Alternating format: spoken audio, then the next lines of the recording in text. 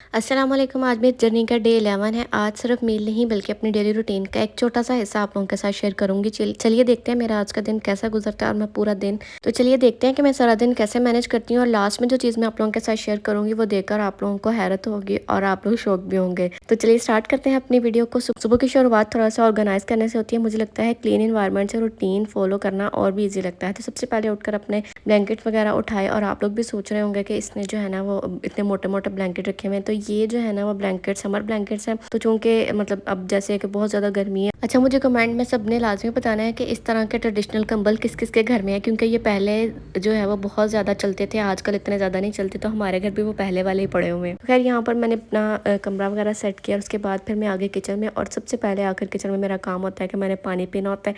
कभी मैं 1 गिलास पानी पी लेती हूँ, कभी मैं 2 गिलास भी पानी पी लेती हूँ। यहाँ पर मैं नाश्ते की तैयारी की।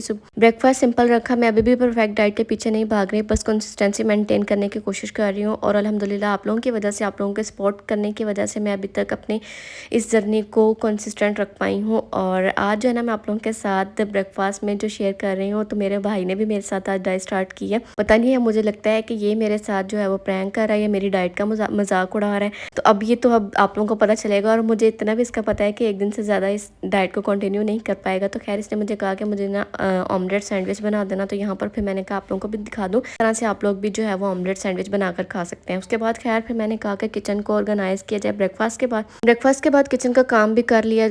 घर के छोटे-छोटे काम भी मेरी डेली रूटीन का हिस्सा है और इस तरह के काम मैं बहुत कम आप लोगों के साथ शेयर करती हूँ। सोचा आज आप लोगों के साथ शेयर करती हूँ। और आप लोगों ने कमेंट में लाज़मी बताना है कि आप लोगों को कौन-सा पार्ट जो है वो सबसे ज़्यादा पसंद आया है। रोज़ के घर के काम कभी ख़त्म नहीं होते, इसलिए इन सब के साथ अपनी हेल्थ का ख्याल रखना भी ज़रूरी होता है। और इस वीडियो में मैं आप लोगों का दिल से शुक्रिया अदा करना चाहती हूँ जो मेरी वीडियोज़ को लाइक करते हैं और कमेंट करते हैं, मुझे मोटिवेट करते हैं। आप लोगों की वजह से ही मैं रोज़ वीडियो बनाने की हिम्मत करती हूँ। अगर आप लोग सपोर्ट ना करते तो शायद मैं डे 11 तक ना पहुँच पाती। अल्लाह पाक आप सबको हमेशा खुश रखे। और एक और बात मैं आप लोगों से कहना चाहूँगी कि आप लोगों के कमेंट्स पढ़कर मुझे वाकई लगता है कि मैं अकेली नहीं हूँ और इसी वजह से मुझे रोज़ कैमरा उठाना आसान लगता है। मेरी लाइफ बिल्कुल नॉर्मल है, घर के काम भी होते हैं और उन्हीं के बीच में अपनी जर्नी भी कंटिन्यू कर रही हूँ। पहले मुझे लगता था कि हेल्दी रूटीन फॉलो करना बहुत मुश्किल है, लेकिन अब समझ आ रहा है कि छोटी-छोटी हैबिट्स को धीरे-धीरे फ़र्क पड़ रहा है। मुझे यकीन है आप में से बहुत से लोग भी घर के काम करते होंगे, इसीलिए मैं परफेक्ट रूटीन नहीं बल्कि रियलिस्टिक रूटीन फॉलो करने की कोशिश कर रही हूँ। मेरी लाइफ किसी और की तरह परफेक्ट नहीं, घर के काम भी होते हैं, कभी थकन भी होती है, लेकिन मैं हार नहीं मानती लेकिन मैं हर दिन कोशिश करती हूँ कि कल से बेहतर कर सकूँ।